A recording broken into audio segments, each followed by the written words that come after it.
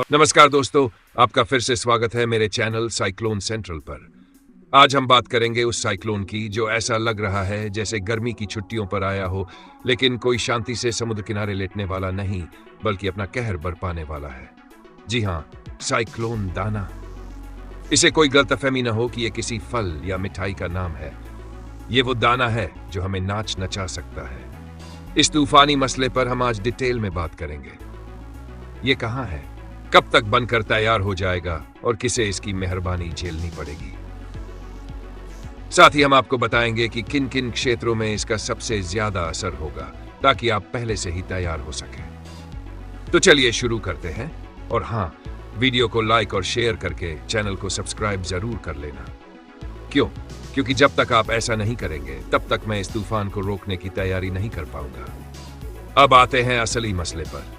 Low pressure system 98B, जो इस वक्त बंगाल की खाड़ी के पूर्व मध्य क्षेत्र में अपना डेरा जमाए हुए है, वो धीरे धीरे डिप्रेशन में तब्दील हो चुका है। और आप जानते हैं, जब किसी चीज का डिप्रेशन होता है तो उसका असर दूर दूर तक फैलता है। उत्तरी अंडमान में इसका असर दिखने लगा है, तेज हवाओं और बारिश के रूप में। क्लाउड का स्पिनिंग देखकर ऐसा लग रहा है जैसे ये सिस्टम अपने जिम का प्रोटीन शेक पीकर और ताकतवर बनने की तैयारी कर रहा हो। अब जरा ध्यान दीजिए, ये सिस्टम अभी कहाँ है। उड़ीसा के पारादीप से 791 किलोमीटर पूर्व दक्षिण पूर्व में इसका सेंटर है और पुरी से लगभग 820 किलोमीटर पूर्व में टिका हुआ है। चंदवा से इसकी दूरी लगभग 820 किलोमीटर दक्षिण पूर्व दिशा में है और बालासोर से ये 860 किलोमीटर दूर है। यानी अगर आप साइक्लोन से दूर भागने की सोच रहे हैं तो आपको यह साइक्लोन जीपीएस ऑन करके खोज लेगा। अब यह साइक्लोन लगातार पश्चिम उत्तर पश्चिम दिशा में मूव कर रहा है। इसे देखकर ऐसा लग रहा है जैसे कोई ट्रैवल प्लान बना रहा हो और अब पूरी प्लानिंग के साथ घूमने निकल पड़ा हो। साइक्लोन का मूवमेंट रुकने का नाम नहीं ले रहा और हम उम्मीद कर रहे हैं कि ये 23 अक्टूबर को यानी कल एक साइक्लोनिक स्टॉर्म बन जाएगा। अब भाई, जब ये साइक्लोनिक स्टॉर्म बनेगा तो आपको इसे सीरियसली लेना होगा, क्योंकि ये आपके दरवाजे पर हल्के हवाओं के साथ नहीं बल्कि एक जोरदार बवंडर की तरह दस्तक देगा। 24 अक्टूबर तक ये उत्तर पश्चिमी बंगाल की खाड़ी के ऊपर पहुंच जाएगा और एक सीवियर साइक्लोनिक स्टॉर्म बन जाएगा। मतलब ये कि अब ये कोई बच्चा साइक्लोन नहीं रहेगा, बल्कि बड़ा, खतरनाक और तेज साइक्लोन बनकर सबको हैरान कर देगा। इसका लैंडफॉल उड़ीसा के पारादीप के आसपास होने की संभावना है। हालांकि ये उत्तर या दक्षिण में थोड़ा ऊपर नीचे भी हो सकता है।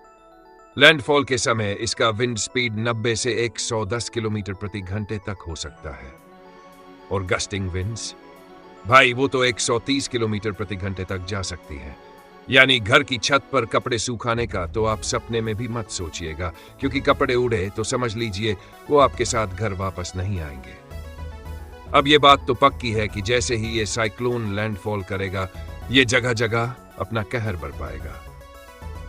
उड़ीसा के तटीय क्षेत्रों पर इसका सबसे ज्यादा असर पड़ेगा, जहां 24 से 27 अक्टूबर तक भारी बारिश और तेज हवाओं का डबल डोज मिलेगा। बारिश की बात करें तो यहां 200 से 300 मिलीमीटर तक बारिश हो सकती है। अब ये कोई मामूली बारिश नहीं है। ऐसा लगता है जैसे आसमान ने भी अपना स्पीड मोड ऑन कर लिया हो और पानी की बाल्टियां एक के बाद एक फेंक रहा हो। साथ ही हवाओं की रफ्तार भी 70 से लेकर 100 किलोमीटर प्रति घंटे तक पहुंच सकती है। भाई, ऐसा लग रहा है कि हवा अपना मोटर बाइक निकाल लिया हो और बिना ब्रेक के दौड़ रही हो। अब बारी है पश्चिम बंगाल की। यहाँ भी साइक्लोन दाना का पूरा प्लान है कि दीघा, हल्दिया और दक्षिण 24 परगना जैसे तटीय क्षेत्रों में अपनी मौज मस्ती करेगा। 24 से 26 अक्टूबर तक यहाँ भारी से बहुत भारी बारिश हो सकती है। हवाओं की रफ्तार यहाँ 70 से 90 किलोमीटर प्रति घंटे तक जा सकती है, जो कि कम नहीं है। कोलकाता में भी इस साइक्लोन का थोड़ा बहुत असर हो सकता है, खासकर 24 और 25 अक्टूबर को। कोलकाता वालों के लिए भी सलाह है कि छतरी और रेनकोट तैयार रखें, क्योंकि बारिश अचानक से शुरू हो सकती है और आपकी स्टाइलिश हेयर स्टाइल को एकदम से धो डाल सकती है। लैंडफॉल के बाद यह साइक्लोन दक्षिण दक्षिण पश्चिम दिशा में बढ़ सकता है। इस दिशा में जाना साइक्लोन के लिए उतना ही अजीब है जितना किसी को ट्रैफिक में देखकर वापस घर की ओर लौटना। लेकिन दाना कोई आम साइक्लोन नहीं है, इसे थोड़ी अलग दिशा में जाना पसंद है। इसका असर उड़ीसा, उत्तरी आंध्र प्रदेश, दक्षिणी छत्तीसगढ़ और विदर्भ तक देखा जा सकता है, जहां 24 से 28 अक्टूबर तक भारी बारिश हो सकती है। अब हमारे ECMWF मॉडल की बात करें तो ये मॉडल इस साइक्लोन को ट्रैक करने में एकदम चैंपियन साबित हो रहा है। वहीं GFS मॉडल का प्रदर्शन इतना खराब है कि आप उसे देखकर सोचेंगे कि इसे तो साइक्लोन के बारे में कुछ पता ही नहीं है। इसलिए GFS मॉडल को हम यहां नजरअंदाज ही कर देते हैं। अब देखिए, यह साइक्लोन कोई छोटा मोटा मामला नहीं है। इससे प्रभावित होने वाले क्षेत्रों के लोगों को पहले से ही तैयारी करनी चाहिए। तटीय क्षेत्रों में रहने वाले सभी लोगों को विशेष सतर्कता बरतने की जरूरत है, क्योंकि यहाँ हवाओं की रफ्तार और बारिश दोनों ही खतरनाक हो सकते हैं। और हाँ, अफवाहों पर ध्यान न दें। सही जानकारी के लिए हमारे चैनल से जुड़े रहें, क्योंकि हम आपको सबसे सटीक और ताजा अपडेट्स देते रहेंगे। अगर आप और भी फास्ट जानकारी चाहते हैं तो चैनल को सब्सक्राइब जरूर करें और मेरी विशेष अपडेट्स पाने के लिए चैनल को ज्वाइन करें।